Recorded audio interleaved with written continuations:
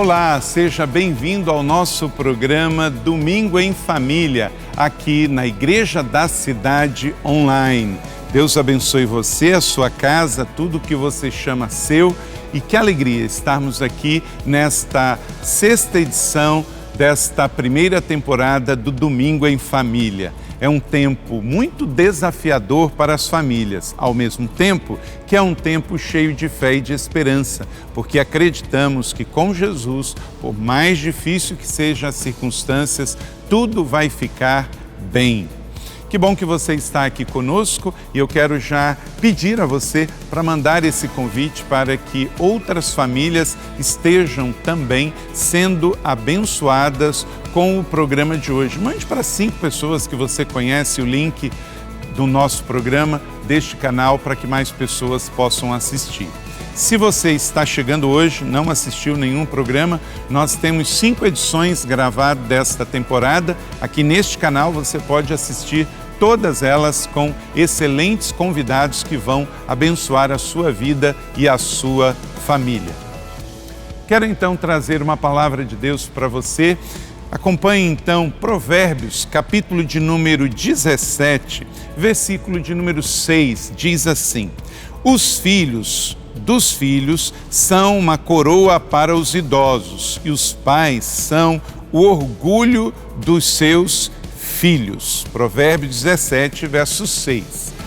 A vida em família foi planejada por Deus. Aqui fala então dos netos e fala dos pais. Essa harmonia tão linda. Existe papel para o filho, papel para o pai, papel para o avô, a vida em harmonia.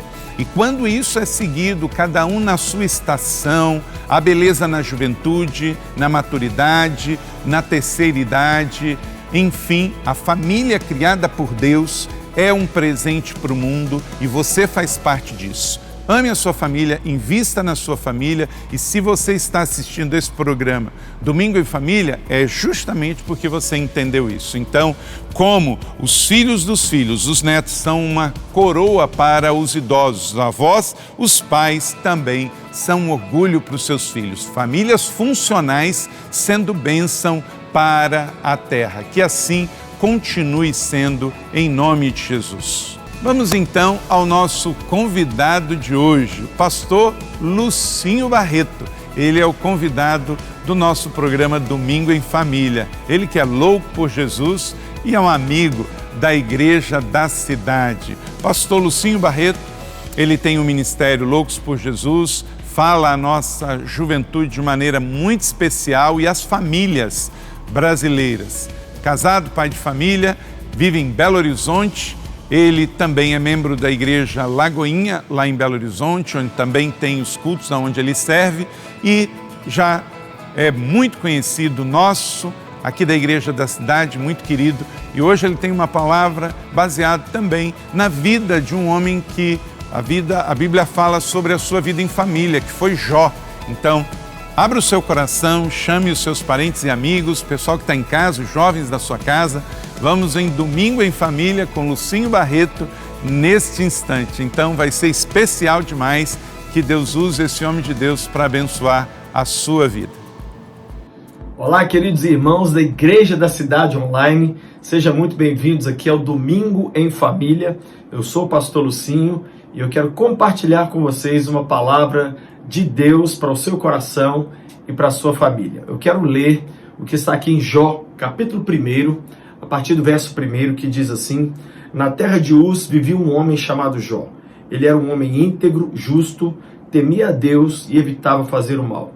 Ele tinha 7 filhos e 3 filhas, possuía 7.000 ovelhas, 3.000 camelos, 500 juntas de boi, 500 jumentos, tinha muita gente a seu serviço. Era o homem mais rico do Oriente. Seus filhos costumavam dar banquetes em casa, um de cada vez, e convidavam suas 3 irmãs para comer e beberem com eles. Terminado o período de banquetes, Jó mandava chamá-los e fazia com que se purificassem.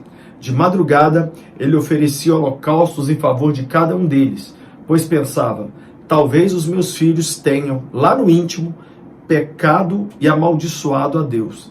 Essa era a prática constante de Jó. Eu me lembro que um dia eu assisti um filme sobre o vendedor de armas. Esse filme conta uma história fictícia que se passa no meio da Guerra da Secessão. A Guerra da Secessão foi uma guerra real que aconteceu nos Estados Unidos, quando o Norte e o Sul lutaram entre si. E ali a história é sobre o vendedor de armas. Havia um homem que tinha uma fábrica de armas e ele queria que a guerra acontecesse entre o Norte e o Sul para ele lucrar. Então o que ele fez? Ele ficava tentando provocar a guerra. A guerra nunca acontecia. Então o que esse homem fez? Ele foi lá no Norte e disse assim: o pessoal do Sul comprou armas comigo. Vocês vão ser mortos. Mas era mentira. Aí o pessoal do Norte fez o quê? Comprou armas. Ele pegou a nota fiscal da compra, levou lá no Sul e falou: ó, o pessoal do Norte acabou de comprar armas comigo, vocês vão perder a guerra. O que o pessoal do Sul fez? Comprou armas também. Então ele conseguiu vender armas para os dois lados. E aí o filme conta que de repente ele viu que ninguém atacava. E ele tinha que vender agora munição. Então ele foi lá no Norte e disse: o Sul está preparando um ataque contra vocês. Mas o Sul não estava preparando. Ele mesmo juntou com mais 10 homens e eles deram uns tiros lá para o lado do Norte. O Norte achou que era o Sul atacando. E o Norte então atacou o Sul. Só que não tinha nenhum ataque do Sul. O Sul contra-atacou. Resultado, a guerra aconteceu. Os dois lados se destroem. E o único que sai feliz e vencedor e rico é o vendedor de armas. Hoje, nós percebemos que o vendedor de armas continua o mesmo. O diabo continua vendendo suas armas para a família, para a destruição da família. Ele é aquele interessado em abortar o maior projeto de Deus. O maior projeto de Deus não são as empresas, não é o governo, não é nem a igreja, é a família. Deus é tão louco com família que ele deu o único menino que ele tinha para ganhar um monte de meninos. Deus gosta de família e ele gosta de família grande. Cristo não morreu naquela cruz para salvar o Alberto, a Terezinha, o Antônio, o Pedro, a Ana. Não. Ele morreu para salvar os clãs da terra, as famílias da terra. Por quê? Porque ele sabe que vitória real é vitória para a família. Por exemplo, um dia eu fui pregar nos Estados Unidos. Quando eu cheguei lá, o pastor falou comigo: Lucinho, nós estamos aqui próximos da Disney. Vamos dar uma ida lá? Eu falei: não, dessa vez eu não quero ir. Eu não estava com a minha família dessa vez. Eu falei: eu não quero ir. Ele falou: mas quem não quer ir na Disney, rapaz? Você tá louco? Eu falei: olha, se eu entrar na Disney, eu vou ficar lembrando dos meus filhos. E sem eles eu não vou conseguir curtir. E aí o pastor falou: então vamos fazer compras. Vamos pro shopping, vamos pro mall. Eu falei: não vamos não. Ele falou: mas como assim? Todo mundo veio na América para ir pro mall, para comprar. Eu disse: olha, se eu vou entrar lá, eu vou ficar lembrando da minha esposa, ela que gosta de comprar. E eu estou dando esse exemplo aqui para dizer para vocês exatamente isso, que vitória que não toca a sua família não é vitória. Não é vitória real. Porque o vendedor de armas quer exatamente nos isolar. O sonho de todo mundo, por mais que a pessoa não admita, é ter uma família. Porque isso está dentro de nós. Veio do nosso Pai Celeste. E Ele, Deus, é o maior formador de famílias que existe. Por isso, o ataque do diabo é exatamente contra as famílias da terra. Deus não quer salvar o Lucinho Barreto. Ele quer salvar todos os Barretos. Por quê? Porque ele quer que um dia lá na Disney Celestial todos os Barretos entrem. Deus não quer colocar só o Lucinho casado, o Lucinho com dinheiro, o Lucinho com saúde, não. Ele quer salvar minha família. Deus também quer salvar a sua família. Eu vou contar até 3 e você vai dizer o sobrenome da sua família. Vamos lá? 1, 2, 3. Isso. Esse povo todo aí é que Deus quer salvar. É que Deus quer transformar. Mas é esse povo todo aí que o vendedor de armas continua vendendo armas para ele. O vendedor de armas é o diabo. E ele quer destruir a minha família e a sua. Eu percebo que existem muitas armas que esse vendedor de armas tem vendido para as nossas famílias. Uma delas, por exemplo, é a arma do silêncio. Muitas vezes a gente acha que uma casa silenciosa é uma casa que está em paz, mas não. Muitas vezes o silêncio é aquilo que vem antes de um divórcio, não é? Muitas vezes o silêncio dentro de casa significa que os filhos não estão se abrindo com os pais e estão se abrindo com os amigos na rua, e os pais são os últimos a saber. Muitas vezes não há diálogo, não há perdão, não há elogio, não há oração. Outra arma que o vendedor de armas tem vendido dentro das famílias é que as famílias não são divertidas. O último lugar que alguém pensa em diversão é dentro de casa. Eu me lembro que eu era capelão de uma escola cristã, e quando dava meio-dia que a aula acabava, muitos alunos não iam embora, ficavam até 3, 4, 5 da tarde, sem almoço, com uniforme, andando para lá e para cá dentro da escola, e eu falava, gente, por que vocês não vão embora? E a palavra que eles usavam para mim falava assim, pastor, ir para casa é terrível. Eu falava, gente, mas por quê? Ah, não, lá dentro de casa é muito chato, é o lugar mais chato que eu conheço, é a minha família. Mas você é filho de pastor, você é da igreja, do louvor. Eles falavam, acho que isso é que torna a nossa família mais chata ainda. Mais chata. Muitas vezes, gente, nós como cristãos evangélicos, pregadores da palavra de Deus, estamos salvando o mundo e perdendo o nosso lar. Muitos filhos não enxergam a família como um lugar alegre, um lugar divertido, né? Outra arma que o vendedor de armas tem vendido é exatamente a falta de perdão. Não existe perdão dentro das casas. Eu converso com os jovens e eles vêm me contar os seus problemas.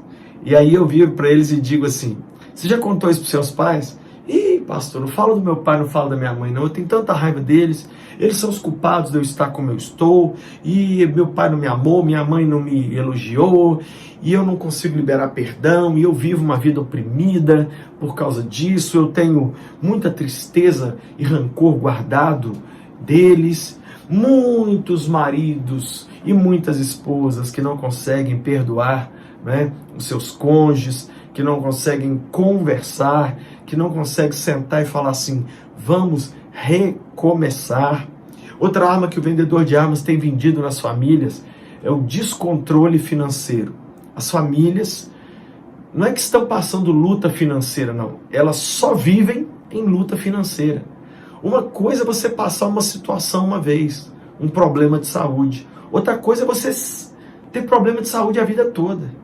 Uma coisa é ter luta financeira um momento, uma época da sua vida. Outra coisa é nunca você lembrar de um dia que você não viveu uma luta financeira. O vendedor de armas tem literalmente destruído os lares porque existe uma má administração financeira. Uma má administração financeira. Outra coisa, outra arma que o vendedor de armas tem vendido nas famílias, ele tem vendido a falta de oração, de leitura bíblica, de jejum. Ele tem vendido a falta do culto no lar, né? O maior presente que um pai de família pode dar para sua família é o filho entrar no quarto, a filha entrar no quarto e pegar o pai de joelhos orando pela família. O maior presente que o marido dá para uma mulher não é um carro, não é 50 mil reais, é exatamente ele se dobrar diante de Deus e orar e sustentar a sua família em oração. Esse é o grande legado que pais têm que deixar para filhos, que filhos têm que deixar para pais. A pandemia tem sido exatamente uma oportunidade para as famílias se reunirem, mas ao contrário de fazerem cultos no lar, eu tenho ouvido muita história de cada um isolado no seu quarto, cada um na sua internet, e muitas não são os casos de pessoas que estão divorciando, pondo um fim no relacionamento. Por quê? Exatamente porque a pandemia veio mostrar, revelar rachaduras que já existiam na estrutura da família, e isso é tão triste de ver. Na China nós vimos o número de divórcios aumentou 4 vezes depois da pandemia. Muitas vezes o sair de casa para trabalhar e para estudar era o que estava mantendo a fachada do relacionamento familiar. Mas uma hora que um tem que parar e olhar dentro dos olhos do outro, muitas vezes aquilo não se sustém. A leitura bíblica não existe, o jejum não existe, o clamor em família não existe. É tão triste ver isso. É tão triste ver que muitas vezes uma outra arma que o vendedor de armas tem vendido é exatamente que pessoas fora de casa sabem muito mais sobre nós do que aqueles que estão dentro da nossa própria casa. É tão triste ver isso. Os jovens sempre me falam isso, né? Então eu posso ficar aqui até amanhã falando. Posso falar, por exemplo, do divórcio. A maior tragédia evitável que eu conheço na vida é o divórcio. Tem tragédias que são inevitáveis. Por exemplo, um câncer. Ninguém levanta de manhã e diz assim, eu vou ali pegar um câncer. Ninguém levanta de manhã e diz assim, hoje eu quero bater o meu carro no carro de outra pessoa e nós dois morrermos num acidente. As pessoas não planejam um desemprego, não planejam uma doença, um sequestro. Isso são tragédias inevitáveis, mas das tragédias evitáveis da vida, eu nunca atendi nenhuma maior do que o divórcio. Exatamente porque eu trabalho há 30 anos com a ponta da família, que são os filhos. E eu vejo, gente, olha, filhos de 80 anos de idade não estão preparados para ouvir falar que papai e mamãe vão divorciar. Pode tentar glamorizar o divórcio que for, né? Hoje existe uma romantização do divórcio.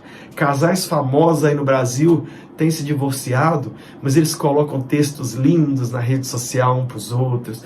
Ai, nós estamos divorciando, mas nós somos amigos, a gente se ama, né? É uma coisa tão ridícula quanto falar de um assassinato fofo. Olha, eu vi um assassinato ali, mas foi um assassinato assim tão lindo, tão fofo. Não existe. Sabe qual é a opinião de Deus sobre o divórcio? Está aqui em Malaquias. Eu, o Senhor, odeio o divórcio. Odeio o divórcio. Está aqui na palavra. Não é odeio o divorciado, não. É odeio o divórcio. Deus odeia o divórcio. O que é que eu tenho percebido? Casais estão terminando seus relacionamentos com o relacionamento ainda vivo. Vou te explicar uma coisa. A gente só sepulta morto. O que é que muita gente está fazendo? Sepultando gente viva. Eu pergunto para os casais que vão divorciar, vocês já leram livros sobre esse assunto? Vocês já procuraram ajuda do pastor? Vocês já fizeram um curso Casados para Sempre?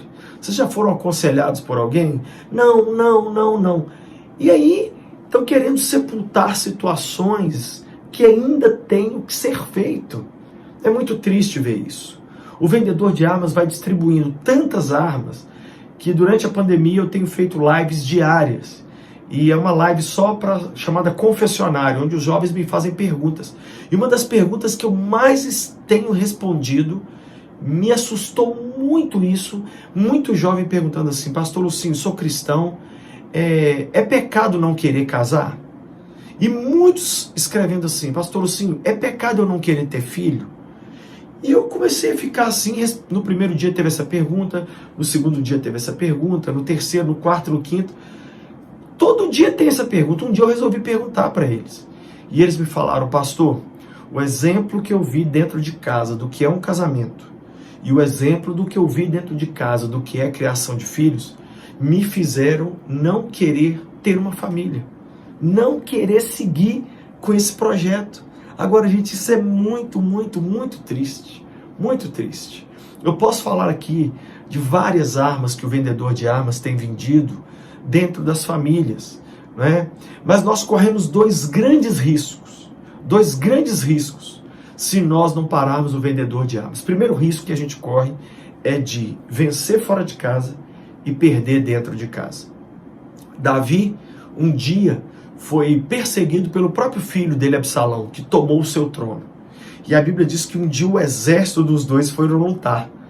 E Davi só deu uma ordem para os seus soldados: não matem meu filho. Por favor, não mate meu filho. Mas o que aconteceu na guerra? Os soldados de Davi mataram Absalão, filho dele. Quando o pessoal veio correndo para contar para Davi que ele tinha ganhado a guerra, porque Davi ficou lá no castelo, quando eles chegaram para contar, Davi não queria saber o resultado da guerra. Davi só tinha uma pergunta: como está o jovem Absalão? E aí o emissário disse: o seu filho foi morto. A Bíblia diz que Davi começou a chorar, e gritava, e o exército chegou todo feliz para celebrar e encontrou o rei chorando. Sabe qual é a lição que a gente tira dessa história? Não adianta vencer fora de casa se o preço disso for a derrota dentro de casa. Seja um fracassado fora de casa. Não tenha nenhum seguidor nas redes sociais.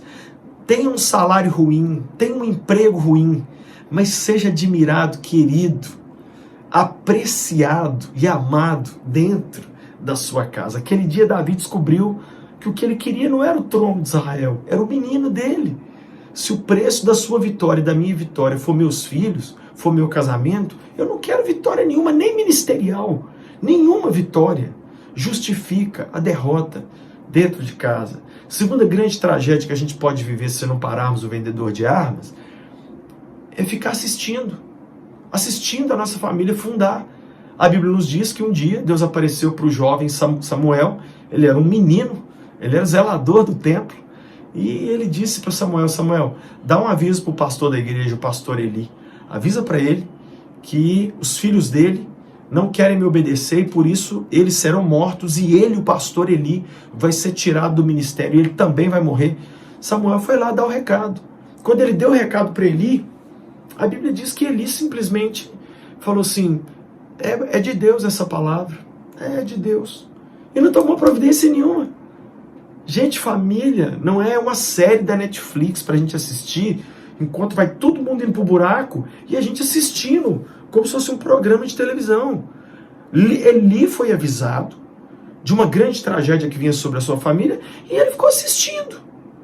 Não, nós temos que fazer alguma coisa. Noé, existe algum exemplo melhor do que Noé? Não existe exemplo melhor do que Noé. Nós temos que fazer alguma coisa. O que é que nós temos que fazer? Se o vendedor de armas é atrevido de vir na nossa casa, na nossa família, semear as armas dele para a gente se matar uns aos outros, para a gente se aniquilar, igual lá no filme que eu vi, nós temos que ser mais atrevido e mais louco do que ele. Então nós temos que ser loucos pela família, fazer loucuras pela nossa família. E aí entra Noé. Noé, quando foi avisado que a sua família estava em perigo, ele fez uma grande loucura. Durante mais de 100 anos, ele construiu um grande barco de pau. Para quê? Para salvar a sua família. Dizem que Noé foi o pior pregador da história, porque durante 100 anos ele pregou um sermão só. E quando ele fez o apelo, o convite, só 7 pessoas aceitaram. A mulher, os 3 filhos e as 3 noras. Né? Mas ele fez uma coisa que muitos de nós não estamos conseguindo fazer. Salvou a sua família. O que Noé fez, gente? Uma loucura pela família. Esse texto que eu acabei de ler, o que é isso aqui? Preste atenção. Jó era o homem mais reto, mais íntegro, mais maravilhoso da sua geração. Mas os filhos dele eram forrozeiro, baladeiro, gostava de uma pista, gostava de tomar uns gole, gostava de festa aqui, festa ali, festa lá. O que Jó pensou? Gente, e se esses meninos meus estão se desviando? E se esses meus meninos estão largando Deus? E o que Jó fez? Fez uma loucura pela sua família. Olha o que o texto diz. Terminado o período de banquetes, Jó mandava chamar. Sabe o que significa mandar chamar? Deixa eu olhar vocês e checar o estado espiritual em que vocês se encontram. Outra coisa, fazia com que se purificassem. Sabe o que significa a expressão fazia com que? Era obrigado. Eles eram obrigados a se purificar. Eu sou filho de uma mãe que me levava para a igreja obrigado. Eu ia às vezes chorando. Eu ia às vezes emburrado. Mas olha aqui, ó, o marginal que eu virei. Olha aqui o vagabundo que eu virei. Ô, gente, se nós tivéssemos pais assim, tantos problemas nossos teriam sido evitados se nós tivéssemos Jó como pai, né? O que mais Jó fez? De madrugada ele se levantava e junto com seus filhos oferecia holocaustos em favor de cada um deles. Ele fazia a molecada levantar de madrugada e fazia eles irem para a igreja, porque o holocausto ele era feito lá no altar. Então ele levava o povo para o culto de madrugada. Eu amo ver essa cena aqui. E outra coisa, ele oferecia holocaustos por cada um deles. Ou seja, ele não tratava os filhos tudo igual, não. Ele tratava cada filho da forma que precisava. E ele, como pai, entendia que ele era o intercessor e aquele que segurava e sustentava o filho espiritualmente diante de Deus. E o texto diz assim, ele fazia isso tudo pois pensava. Ele não tinha certeza. Ele só pensava, talvez os meus filhos, lá no íntimo, tenham amaldiçoado a Deus e pecado contra ele. E olha como é que termina o texto. Essa era a prática constante de Jó. Meu Deus, o vendedor de armas não aguenta quando ele encontra um pai assim. Um vendedor de armas não aguenta quando ele encontra um Noé que dedicou a vida inteira para salvar a sua família. Ele não vence a guerra. Hoje eu e você estamos sendo chamados para lutarmos pelas nossas famílias. Meu avô, querido avô Joaquim, ele se converteu há mais de 60 anos atrás. Ele era um homem que andava armado. E um dia ele virou para os filhos todos, muitos filhos, e ele tirou uma Bíblia da pasta e falou assim, olha aqui minha nova arma. Todo mundo riu dele. Uma pessoa violenta, uma pessoa brava. E ele foi ganhando todo mundo para Jesus, ganhando todo mundo para Jesus. E hoje centenas e centenas de pessoas servem a Cristo por causa do meu avô, que lá atrás resolveu se posicionar. E um dos motivos de eu estar aqui hoje fazendo esse vídeo é ele. É ele. Leu a Bíblia mais de 100 vezes. Nós precisamos de alguém louco lá atrás, que vai fazer alguma loucura por Jesus para evitar uma tragédia lá na frente. Eu conheço um pastor querido, que ele fundou uma igreja numa cidade aqui no interior de Minas, e essa igreja cresceu, chegou a ter 1000 pessoas, e um dia, no domingo de manhã, sem avisar a mulher, ele chegou no púlpito e falou assim, eu estou entregando a minha igreja, não vou ser mais o pastor, e eu estou deixando aí a minha igreja com o vice-presidente. A mulher dele assustou, todo mundo assustou, e aí na hora que eles entraram no carro, ele disse para a esposa, eu descobri que nosso filho, um dos filhos, está usando maconha, e eu vou dedicar a minha vida a salvar esse menino. Eu não vou salvar o filho de todo mundo e perder os meus. Não abriu mão. Chamou o filho e falou, filho, vem aqui. Onde você for, o papai vai a partir de hoje. Se você for comprar droga, eu vou com você. Se você for no bailão, eu vou te deixar na porta do bailão, vou ficar sentado no meio-fio. Quando você sair do bailão, eu vou te levar para cá. E onde eu não conseguir entrar, saiba que a oração do seu pai vai entrar junto com você. E assim foi. O pai começou a viver pelo filho. Não brigava com o filho, não batia, mas ele estava ali orando por ele, e o tempo todo lá dele, e aquela coisa, e o menino usando droga, e aquela luta, aquela peleja. Um dia, 5 horas da manhã, o pai sentado no meio-fio, assim, na porta de uma boate, e o menino dentro da boate. Quando o menino saiu, ele entrou dentro do carro, o pai falou com ele assim, tudo bem, meu filho? O menino deu um soco no painel do carro e falou, pai, por que você está fazendo isso comigo? Por que você está me amando assim? Para de me amar, eu não aguento isso. E abraçou o pai, e chorou, e ali ele se arrependeu, e ali ele voltou para Jesus. Eu vou resumir a história. Esse menino hoje é pastor presidente de uma igreja, e o pai dele é auxiliar do filho. Na hora que o vendedor de armas encontra um louco por Jesus dentro da família, ele pode ter vendido o arsenal do inferno que for, que ele não vai vencer. Eu tenho um amigo, que esse amigo é conhecido, é amigo de um grande jogador de futebol brasileiro, mas grande mesmo, desse que já jogou centenas de partidas aí pela seleção, jogou todos os grandes campeonatos do mundo. E esse meu amigo, que é amigo dele, foi com ele no sepultamento da mãe dele. Então a mãe desse jogador famoso morreu, e esse jogador famosíssimo sepultou a mãe no cemitério mais simples de Belo Horizonte, uma corbelhazinha de flor só, o caixão de R$200, tinha pouca gente no sepultamento, e ele sepultou a mãe lá, no cemitério mais pobre, mais simples. E na hora que eles estavam voltando, esse meu amigo falou com ele, fulano, você tem dinheiro para comprar todos os cemitérios de Belo Horizonte. Acho que você tem dinheiro até para ressuscitar os mortos de Belo Horizonte. Por que você deu um sepultamento tão simples para sua mãe? E aquele rapaz, jogador, cristão, disse para o meu amigo, olha, todas as loucuras que eu tinha que fazer pela mamãe eu fiz em vida. Eu amei minha mãe em vida, eu a honrei, eu dei uma mansão para ela morar, eu dava para minha mãe uma mesada de mais de 40 mil reais, eu andava com ela de mão dada no shopping, eu almoçava com ela, eu ligava para ela todo dia, mesmo jogando, viajando. Então eu posso dar para ela um sepultamento simples, porque eu honrei em vida. Sabe o que eu descubro, gente? Geralmente quem dá muito chilique num velório é porque ajudou a matar a pessoa. Então ela está gritando ali, é porque sabe que ajudou a matar. Nós temos que aprender a agir em vida, não é depois que morre, ficar pondo foto de morto na parede, não. É em vida. Por isso Deus está dizendo para mim e para você hoje, vamos agir hoje. Vamos tomar uma atitude hoje.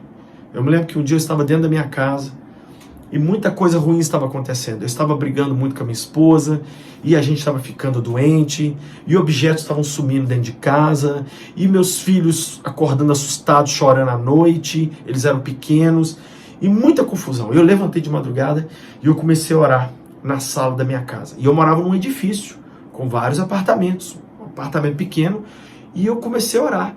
E eu comecei a, dentro de mim, falar assim, vendedor de armas aqui dentro da minha casa, eu orando baixinho, na minha mente, você não vai tocar na minha mulher, não vai tocar, e esse pai ainda está vivo, e esse marido ainda está vivo, e aqui dentro você não vai vir fazer suas confusão, e eu orando, e aí me deu uma ideia, eu fui no quarto da minha filha, peguei um giz de cera, e risquei bem na porta da entrada da casa, assim, no chão.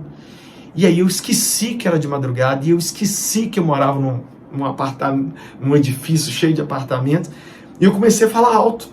E eu falei assim, capeta dos infernos, dessa linha para dentro, se você entrar, eu vou dar na sua cara em nome de Jesus, que você não vai acabar com o meu casamento, você não vai acabar com meus filhos. E eu comecei a gritar, de repente quando eu olho, minha esposa chega na sala assustada, eu gritando 3 horas da manhã, ela chegou com aquele cabelo parecendo a Amy Winehouse. Que isso está acontecendo? Eu falei, sai daqui, que eu estou expulsando um trem ruim aqui. Desse dia em diante, eu percebi a paz voltar, eu percebi o relacionamento se estruturar, eu percebi as coisas, o ambiente melhorar.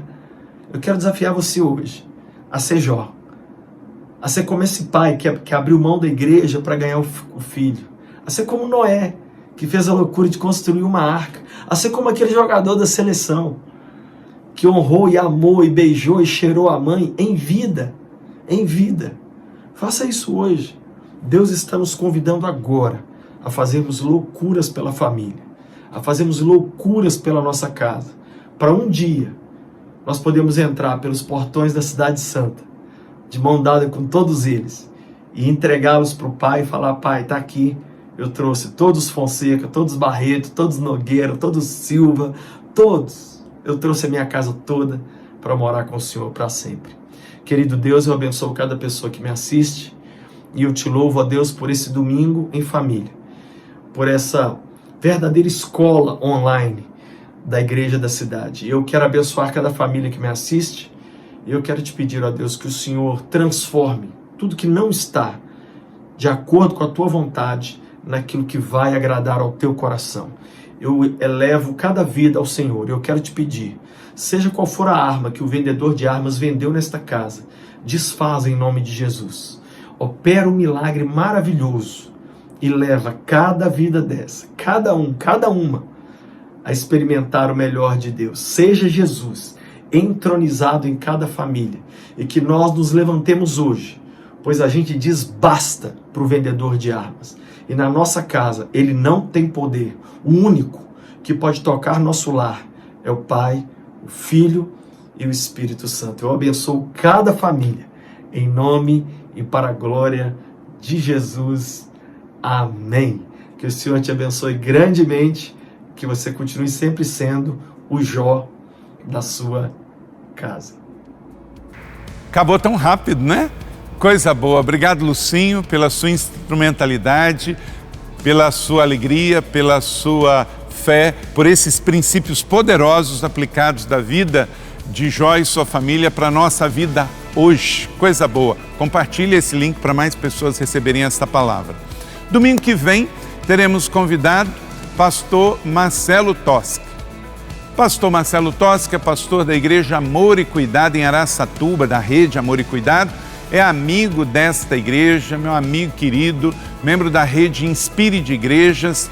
A sua igreja tem crescido, ele é casado com Ana, tem 2 filhas, a Letícia e a Karen, e desenvolve um ministério lindo em Araçatuba e também na rede Inspire de Igrejas. Certamente, um homem bem casado, pastor de uma igreja de mais de 10 mil membros, vai ter algo muito especial da parte de Deus para ministrar aqui na sua vida. Então, domingo que vem, Domingo em Família, com o querido pastor Marcelo Toschi. Deus abençoe você. Quero deixar aqui uma oração e enviar você para uma semana extraordinária. Amém? Pai, eu abençoo cada família e os envio em nome do Pai, do Filho e do Espírito Santo para um tempo de colheita, de abundância. Repreendemos o divórcio, repreendemos uma vida de conflito, de confusão. Traz paz, sabedoria, amor, sanidade e espiritualidade. Em teu nome eu oro abençoando cada família, em nome de Jesus. Amém. Deus abençoe e até a próxima semana.